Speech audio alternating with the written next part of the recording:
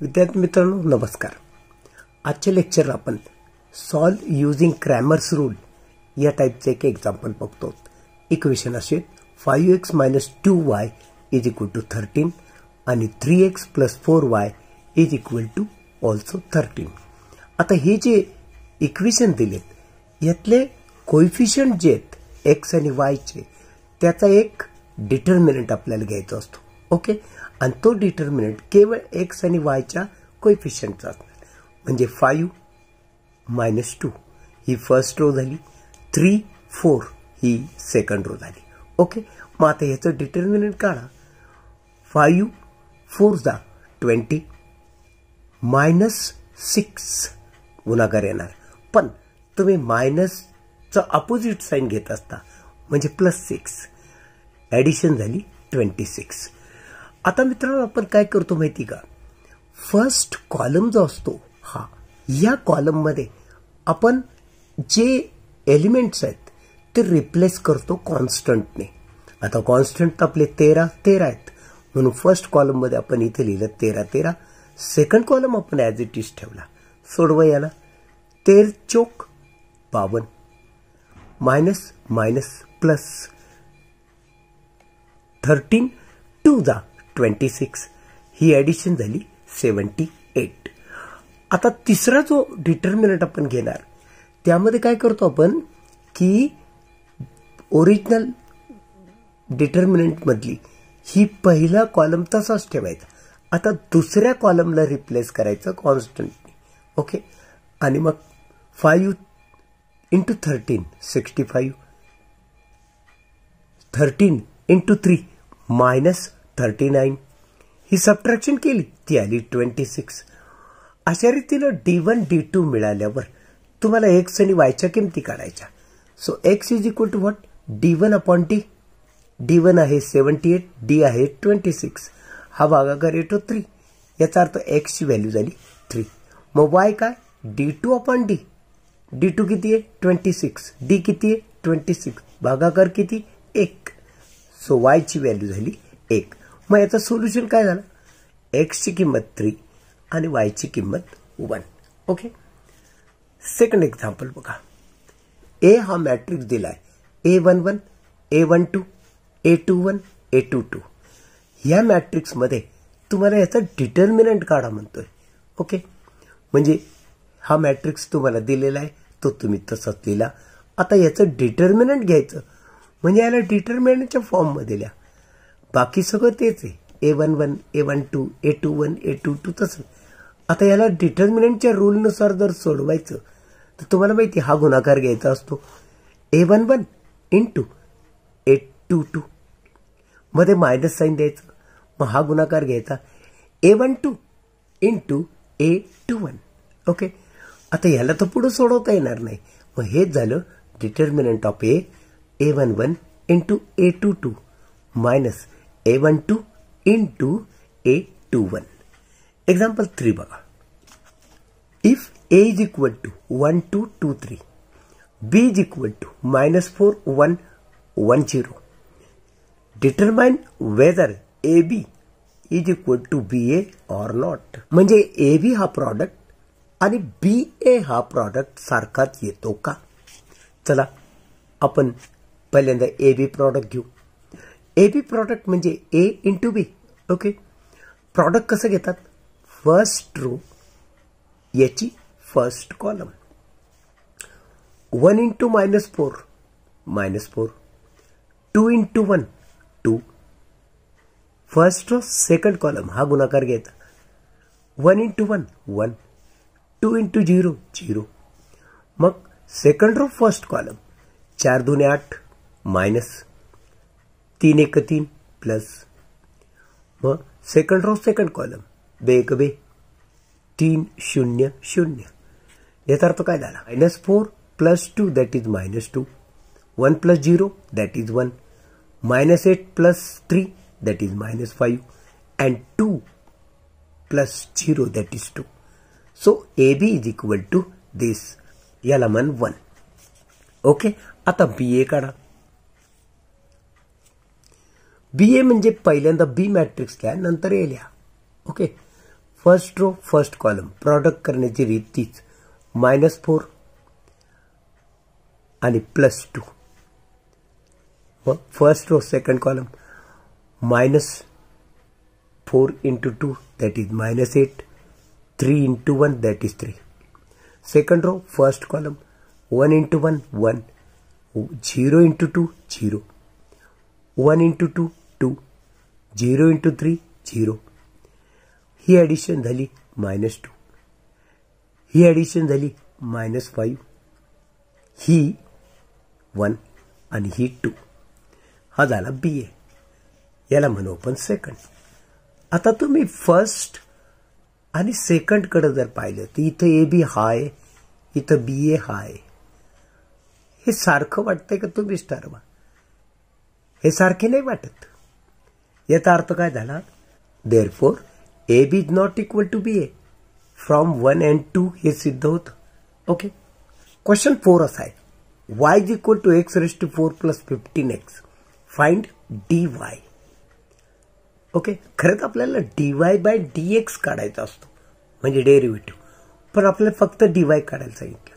मग काय करणार आपण, हा y दिलाय, त्यानंतर याचं डेरिव्हेटिव्ह dy, याचं डेरिव्हेटिव्ह 4x³, याचं डेरिव्हेटिव्ह 15 आणि इंटू dx लिहायचा. Okay. So dy is equal to 4x³ + 15 into dx. Question number 5 book.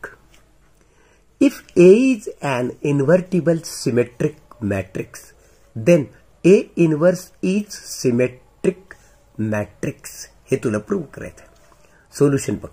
Since A is invertible symmetric matrix म्हणजे काय, A inverse चा ट्रान्सपोज काय असतो, A ट्रान्सपोजचा इन्व्हर्स. थोडक्यात A इन्व्हर्सच असतो.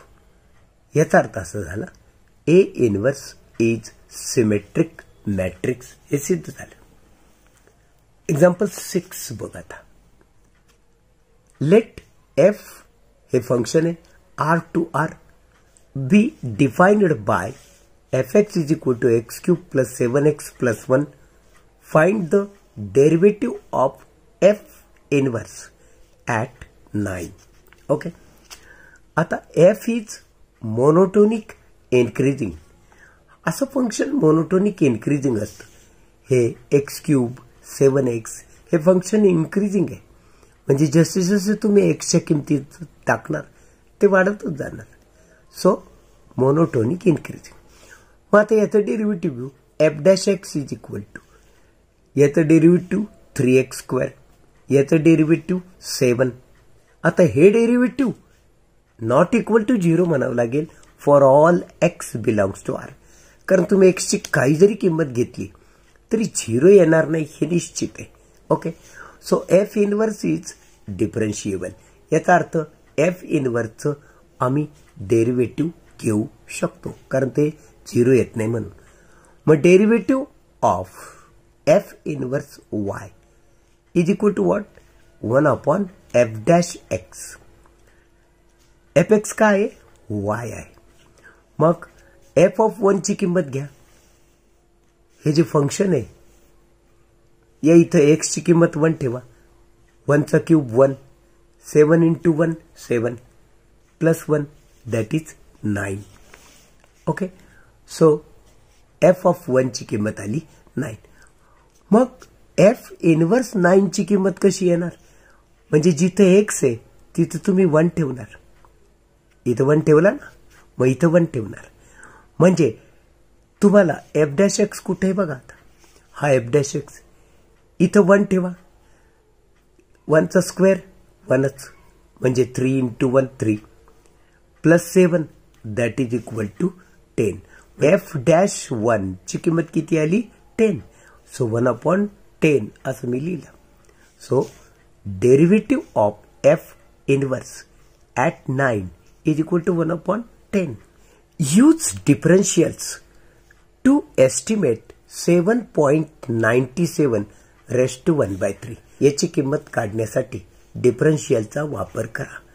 तर बघा, लेट fx दिलेलं फंक्शन काय, याचा एक्स रेस टू म्हणावं लागेल. याचा 1/3 म्हणजे एक्स रेस टू 1/3. मग आता एक्स आपल्याला अशी संख्या घ्यायची की त्याचा आपण क्यूब रूट घेऊ शकतो, म्हणून आपण ती घेतली 8. ओके, मग एक्स इज इक्वल टू मी घेतला 8. मग डीएक्स काय, तर तुम्हाला या 8 मधून ही संख्या वजा करायची असते आणि ती तुम्ही वजा करताय म्हणून ती येणार -0.03. ओके, म्हणजे ही त्याच्यात जर तुम्ही ऍड केली ही संख्या तरच 8 होणार आहे, म्हणून आपण त्याला मायनस साइन घेतलं. 8 मधून ही संख्या वजा केली तरच हे मिळणार आहे, म्हणून हे घेतलं मायनस. आता एक्स प्लस डेल्टा एक्स हा फॉर्म्युला असतो आणि त्याची किंमत आहे 7.97. We know that f of x plus delta x formula काय, f x plus d y. Okay, मग वाय काय, एफ एक्स काय, एक्स रेस टू 1/3. हे बघ, याचं जर डेरिव्हेटिव्ह घेतं तर डी वाय काय येणार आहे, याचं डेरिव्हेटिव्ह म्हणजे हा 1/3 समोर येईल आणि यातनं एक मायनस होईल, म्हणजे ते येणार 1/3 एक्स रेस टू 2/3 आणि इंटू डी एक्स लिहायचं. ओके, कारण आपण फक्त डी वाय करतोय म्हणजे इथं डी एक्स मल्टिप्लाइड असतो. मग आता f of x plus delta x is equal to f x d y. X plus delta x म्हणजे काय, 7.97 is equal to f x plus d y. F x म्हणजे एक्सची किंमत 8, डी वाय आपण तर काढलेलंच आहे, फक्त आता त्याची किंमत तुम्हाला इथे लिहायची. मग एफ ऑफ 8 म्हणजे 2, 1/3 इंटू एक्स रेस टू 2/2 आणि इंटू हा डी वायची किंमत आहे 0.03, पण ते मायनस घ्यायचं आहे. आता 2 तसाच आहे. ह्याला जर तुम्ही सोडवलं, एक्सची किंमत 8 ठेवून याला जर सोडवलं तर ते येतं 12, म्हणजे 1/12 इंटू हे तसंच. कॅल्सीनं जर तुम्ही हे सोडवलं 1/12 तर ते येतं 0.0833, हे तर इंटू तसंच आहे. मग 2 हा गुणाकार केला तो आला -0.0025 आणि 2 मध्ये जर 0.0225 वजा केलं तर ते येतं 1.9975. सो 7.97 रेस टू 1/3 याची किंमत आली 1.9975. तर मित्रांनो, आजच्या लेक्चरला आपण इथेच थांबूया. भेटूया पुढच्या लेक्चरमध्ये. तोपर्यंत मला निरोप द्या. नमस्कार.